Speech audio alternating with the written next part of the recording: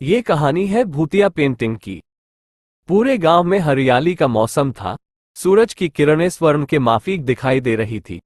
गांव के कुछ लोग व सरपंच वहां पर अपनी गाय चरा रहे थे और हंसी मजाक कर रहे थे।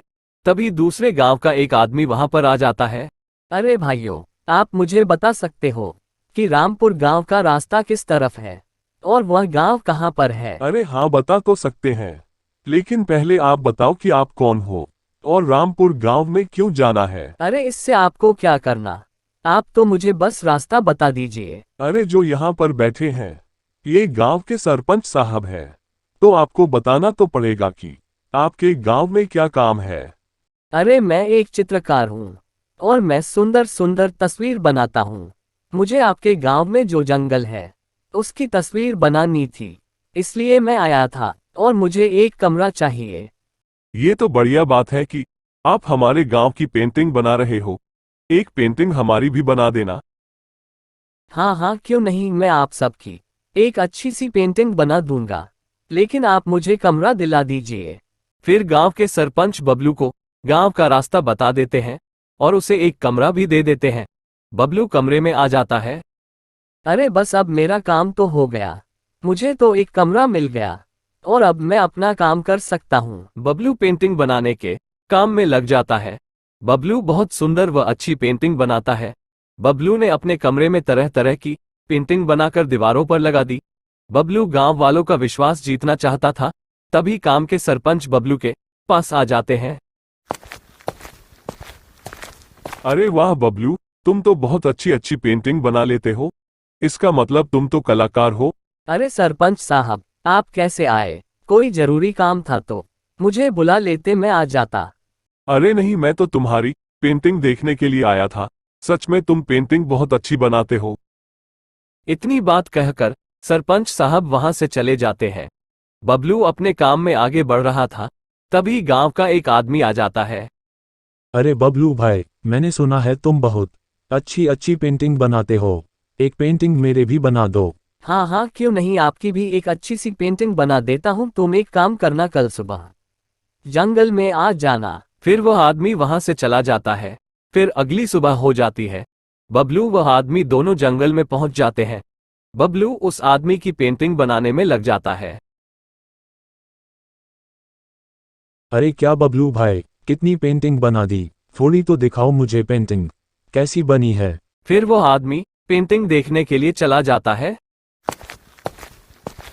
और तुम कौन हो? तुम तो एक चुड़ैल हो। और वह बबलू कहाँ पर चला गया? मैं एक चुड़ैल हूँ।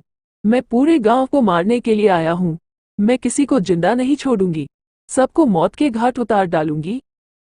फिर वो चुड़ैल भूतिया पेंट उस आदमी के ऊपर लगा देती है, जिसके कारण उस आदमी की वहीं पर मृत्यु हो जाती है।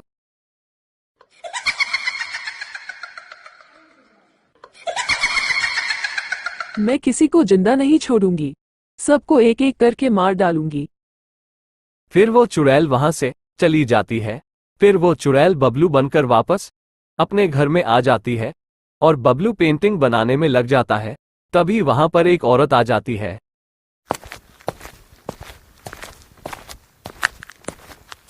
अरे बबलू भैया, मैंने सुना है आप बहुत अच्छी पेंटिंग बनाते हो, तो आप एक मेरी भी अच्छी पेंटिंग बना दो ना।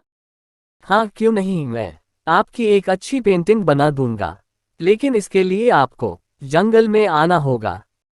अरे तू 5 मिनट रुको, मैं इधर से थोड़ा पानी लेकर आता हूँ।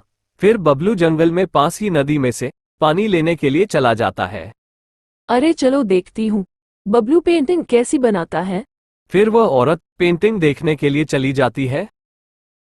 अरे ये तो एक चुड़ैल की पेंटिंग है। ये बबलू भी ना पता नहीं किस किस की पेंटिंग बनाता है। फिर वो चुड़ैल पेंटिंग से बाहर आ जाती है।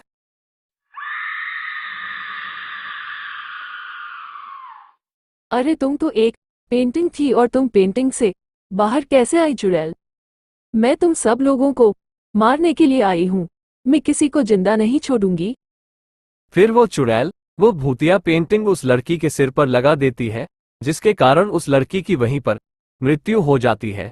ये सब करते हुए सरपंच उस चुड़ैल को देख लेते हैं।